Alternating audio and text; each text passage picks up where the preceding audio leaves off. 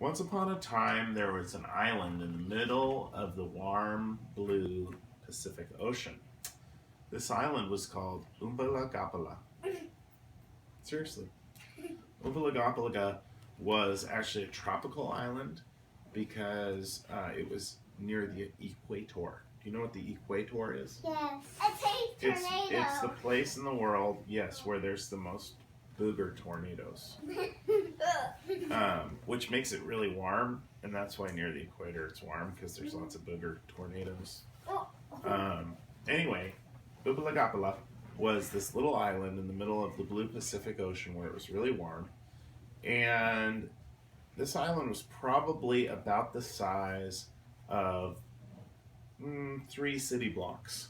So it's 10 city blocks to get up to Cherry Park Elementary from here. So picture like only 1/3 the distance to Cherry Park, and then draw a circle, and that's how big Umblagomplaga was.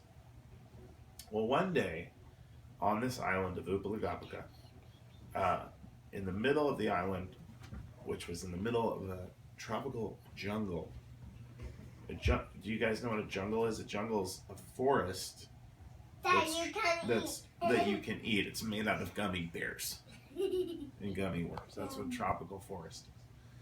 Anyway, in the middle of this gummy bear, gummy worm forest was Stephen. Do you know who Stephen was? Stephen was a monkey. Stephen was a monkey. And he was with his friend, the jaguar. Don't worry, that's how jaguars say hello. It seems scary, but they're really just being normal. So they just, yeah, totally. So anyway.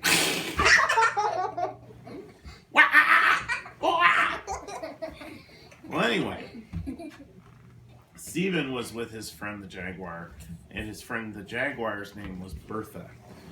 Bertha was a large jaguar. She weighed probably 3 times more than your average jaguar, so she wasn't like super agile.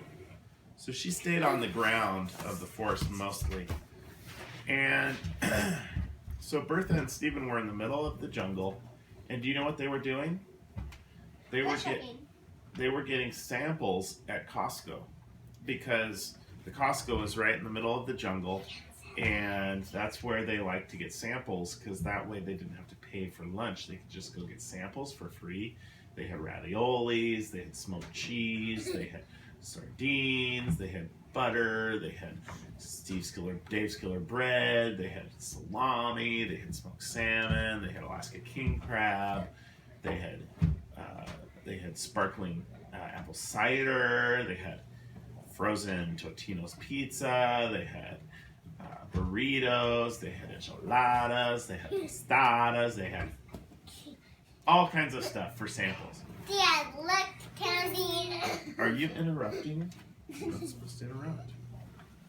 Stephen and Bertha were in Costco, and that was part of why Bertha was so large, was she did like to sample quite a bit in Costco.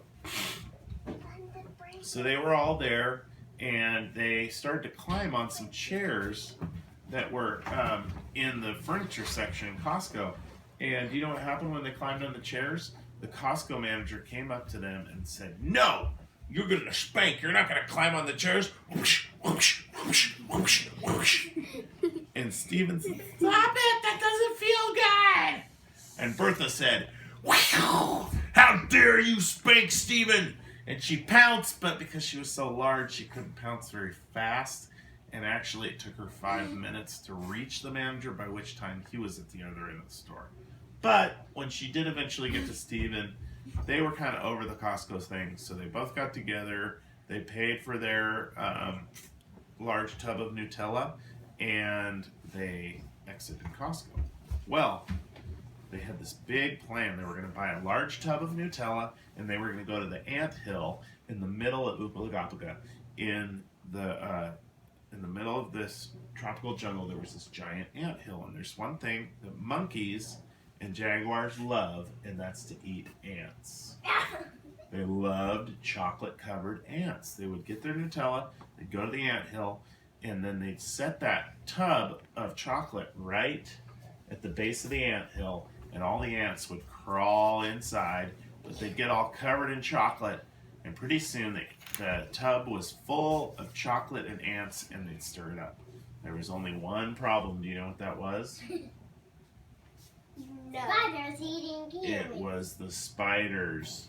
The spiders also loved to eat the ants. And so the spiders would come to the anthill and they would climb all over everything. And not many people like spiders climbing all over them because they were so tickly. Oh, they were giant spiders. And they would grab people and they'd pick them up and they would get them like this. And they'd crawl all over them. But Stephen and Bertha really wanted chocolate-covered ants, so they stuck it out and they said, "Shoo, spider, shoo, get off of me." But it was too much to bear, and they both were so tickled by the spiders they had to move on. And they thought, you know what?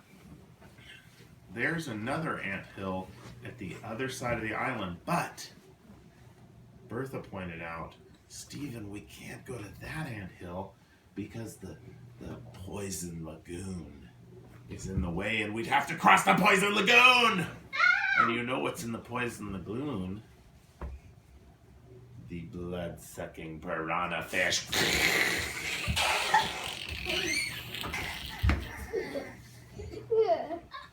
And so they were very frightened, but they needed their chocolate-covered ants, and so they grabbed their Nutella tub and they headed for the poison lagoon, knowing that they would have to devise some type of way to get across.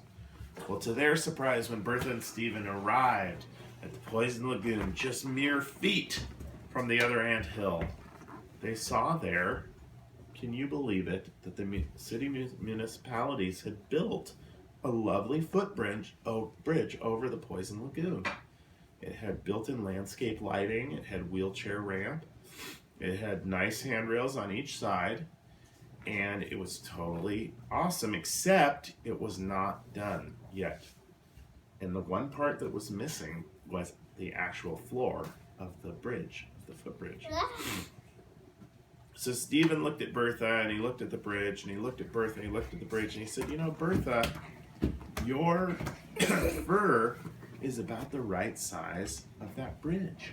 Would you mind if maybe I could just have your fur coat to put down over the floor of the bridge so we can get across?"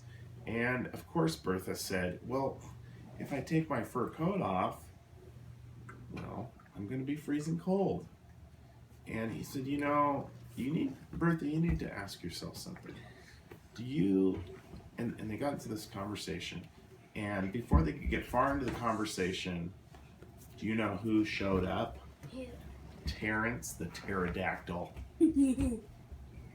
Terrence the pterodactyl was the bully of Umblagomplaga, and he would always show up right when they were trying to figure something out or when they were just about to figure something out. Terrence would show up. Do you know what a naysayer is? A naysayer is somebody that always says negative stuff. They always swoop in and they say, "Oh, you can't do that," or "You won't be able to," or "That's not worth your time," or "That's not worth the effort," or "That's not worth the money. You'll never be able to do it." And Terrence was the island Umblagomplaga naysayer. He swooped in and he said, "You'll never be able to cover that bridge with your fur." Well, right then, there was a tsunami. Do you know what a tsunami is? Yes. And before they could talk about it any further, this giant tsunami came in.